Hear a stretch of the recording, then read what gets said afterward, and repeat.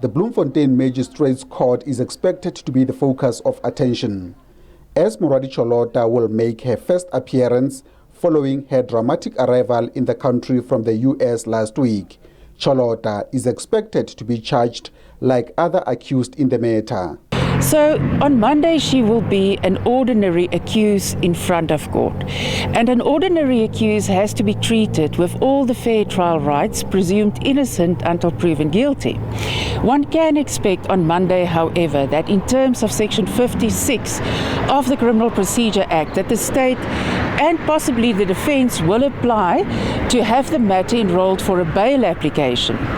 The bail application, one expects that there will be evidence led to prove whether it is in the interest of justice that she be detained further or be released from custody pending the hearing. It's unclear if Cholota will also be granted bail, as other accused in the case are out on bail. The court takes into account the grounds as set out in Section 60, subsection 4, A to E of the Criminal Procedure Act, which includes aspects such as the likelihood that the applicant, if released on bail, will evade a trial, or that she would intimidate or interfere with state witnesses, or even the safety of herself.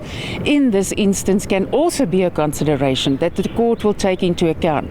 Now, those grounds, if any of those grounds are established, one cannot say that it would be in the interest of justice.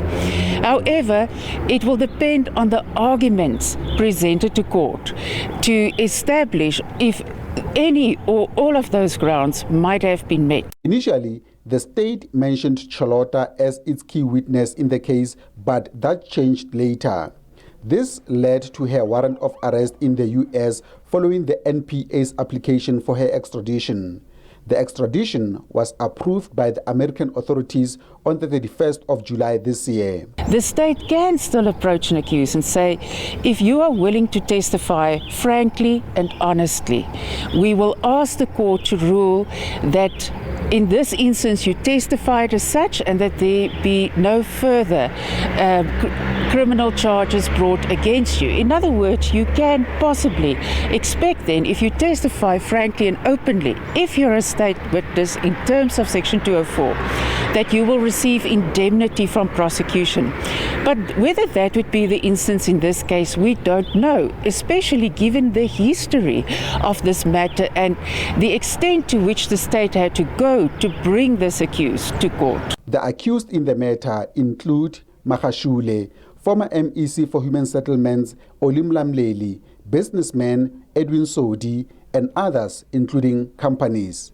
They face charges of corruption, fraud, and money laundering, among others. The asbestos roof removal trial is set down for 15 April to the 23rd of June next year. Ishmael Mudiba, SABC News, Bloemfontein.